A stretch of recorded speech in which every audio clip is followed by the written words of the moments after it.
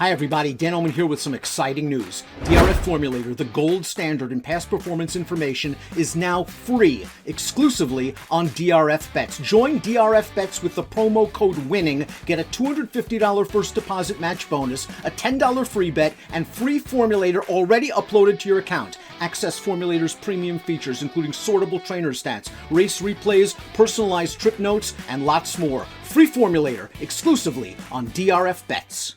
Hi everybody, Dan Illman, Mike Beer, kicking off a 50-cent late pick 5 at Tampa Bay Downs on Saturday with graded stakes action. It's the Endeavour, fillies and mares going a mile and a 16th. $175,000 is the purse. As we take a look at this field, Mike, it's a wide open race, as it is every year in the Endeavour. And I find it interesting that Chad Brown has two lightly raced horses in the 2 Bleaker Street, the 7 in Italian, and Chad has really taken his time with these fillies, and now they're getting the acid test. Yeah, both of them stepping up for the first time here. It's interesting, Dan, because, I feel like this could go either way. Maybe it's a wide open race. And maybe, and I think this is a real possibility, maybe the number 7 in Italian is just way too good for these horses. And, you know, I'll be surprised if she goes off at that 9-2 morning line, Des, but if she does, I'm taking it. Well, let's take a look at the Timeform US pace projector, because I do agree that this pace should be fast. I'm not sure Katama Moonlight will be the one to make the lead. Nantucket Red does draw inside. That one has to go. Lady Speightspeare has good early speed. Katama Moonlight probably maybe sits third. But this pace is going to be fast. In Italian, both of her wins have come in gate-to-wire fashion, but she rallied nicely from off the pace in her debut at Tampa last year. Yeah, a faster pace could certainly, work against this horse a little bit. You know, that's certainly possible. She did run really well in her career debut, though, without the lead, Dan. I think those last 2 wins are just more a function of her being way better than the horses she was in against, so they just put her on the front.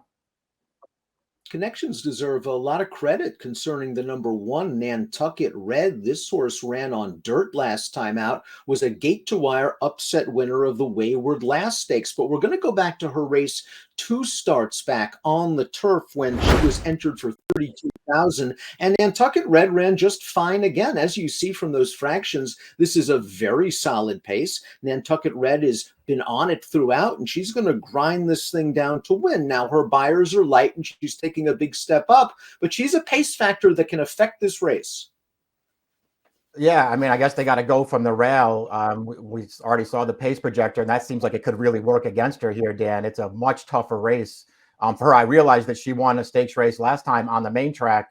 This is even a tougher spot for her. But at the end of the day, maybe she's just a better turf horse.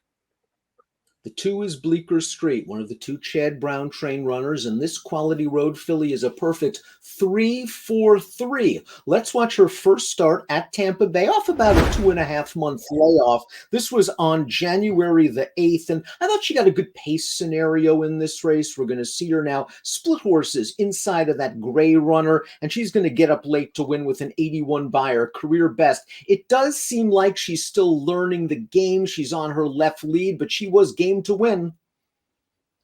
Yeah, she was game. And at the end of the day, you know, it was a real battle, it felt like, down past mid-stretch. But at the end of the day, to me, she was just much the best in there. Once she got out to the clear, I thought she wound up winning it basically under strong handling, Dan. It was a pretty nice step forward for her in her 4-year-old debut. I think there's probably more in the tank, too. I think this filly's very interested in here. And she's the Chad horse, so I feel like could get overlooked in here.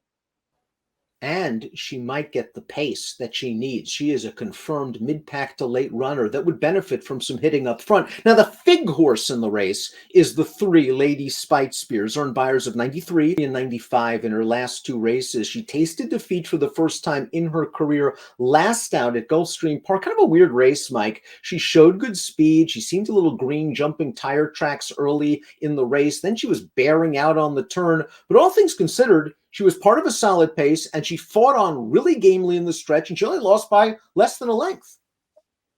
I thought she ran really well in that race. She took a lot of pressure on the lead in that spot. I mean, they just never let her get a breather up the backstretch. As you say, she fought really gamely through the stretch. A horse that came from out of it to run her down at the end. As a matter of fact, 2 horses came from out of it to run her down. I thought she ran great last time, Dan. I think she's a very dangerous horse right back in here too. We'll see how fast this pace gets. If she can get comfortable up front in this race, though, she's going to be hard to run down. One of the horses that did run her down for second was the 4 Stunning Princess, in very good form for trainer Danny Gargan. This horse got a really nice trip 2 starts back when getting through her one other than condition. But let's watch her effort in the Tropical Park Oaks, stepping back up in class. And we see her in the Salmon Silk. She's going to make a solid run to finish second in this race, and she's going to get Lasix once again. She looks like a horse that's sharp, could get the right setup, and is certainly well connected. Yeah, I think all those things are true. I thought she ran really well in here. She does get out finished from a horse that came from behind her in here, but that horse got a really nice split late in the late stages of that race to get up. I thought Stunning Princess ran well in there. I really liked her win 2 starts back, Dan. She did get a good trip that day, but man, that horse that was on the lead in their Traffic Song opened up a clear advantage in the stretch, and this horse came and got her. Perhaps a class and a pace test for our next entrant, the 5, Katama Moonlight. But I like the way Katama Moonlight won the race we're going to show you right now, considering this is off of a 6-month layoff. She's going a 2-turn mile. She got up close to the pace in this race. She made the lead pretty easily, and she keeps on going to be 2 minor next out winners. I wonder if this 6-year-old is finally reaching peak maturity. It's nice to see that she's back without another layoff line, and drawing outside of the other speeds gives Daniel Centeno at least a couple of options at a price. Yeah, we'll see if she can sit comfortably off another horse and still run one of her good races. Because if she can, it gives her a real chance to win here. She did look good winning last time. This is, to me anyway, this is a way tougher race. And I was just concerned, Dan, with Lady Speightspeare down towards her inside. I was a little concerned that she might get wrapped up with that horse early. And I think that would work against Katama Moonlight.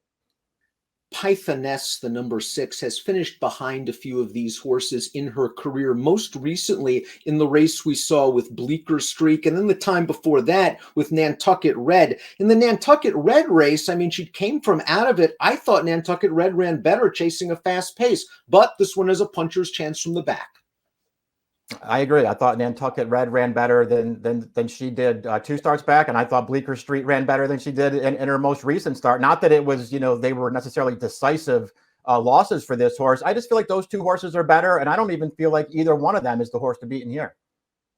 And here's the horse that I think a lot of eyes are going to be on, the number 7 in Italian. What a pedigree. She's by the great stallion Dubawi. She's been favored in all 3 starts. She's won her last 2, including this race at Tampa Bay Downs. And this race was off a lengthy 7.5-month layoff. She was bet down to odds on. In Italian showed good speed in this race. She was able to control it. And just look at her stride out nicely to the wire. I don't think she had to exert too much energy in this race. Just a nice long opener and a prep for her stakes debut. Yeah, that's how I looked at it too. She just won that race as easy as could be. A very strong, a little bit headstrong early in the race, Dan, but I like the way she settled in, won that race with plenty in reserve. It seemed like her maiden win at Belmont last May. It's just a race where she got control of that race right from the start and basically never got out of a gallop. I mean, she just buried that field. And as we already talked about, she was good in her career debut down here from off the pace. Got blocked through a lot of the running around the turn in there, got clear way too late and still almost got there. Blinkers on for the 8, Jezebel's Kitten, who was a stakes winner on turf at Kentucky Downs as a 2-year-old. We saw her chase Katama Moonlight in her most recent start at Gulfstream Park. It was an okay effort from her. I thought the winner was better. Maybe the blinkers wake her up a little bit. Yeah, I wonder if it could. I was a fan of hers very early on. I thought she had some real potential, and I was pretty convinced that she was going to turn out to be a stakes horse. I guess that hasn't really happened. She's kind of lost me a little bit since then, but she's very consistent. She has a versatile running style, so I can see her getting a good trip in this race. I just sort of wondered if she was good enough. I think a long shot to strongly consider, at least in the bottom of your exotic wagers, is the number 9, Morning Molly. She ran very well at Tampa Bay last year, went second in the Hillsborough. To me, that last race, going 5 furlongs at Gulfstream, was just nothing more than a prep for this. She goes out for a very good horseman in Tom Proctor, and this pace could work for her. think all those things are true. She almost has to be a decent price in this race. And she did run well in that Hillsborough here last year. That wasn't, my favorite race of all time. I didn't really love that field, but she certainly ran well in there. And I'm with you. I like her running style in here. I think there's a good trip coming. Oyster Box completes the field. It is a tough outside post position for a filly that did good things last year at 3. She was no match for the extremely talented Chantasara in the pucker up at Arlington. Then I thought she maybe underperformed a bit against favored stablemate, but older horse tuned in the all along. She made her final start on Halloween at Woodbine over the synthetic surface. Oyster Box, because there wasn't a lot of pace. She's trying to make up ground wide, and she ran pretty well to be second.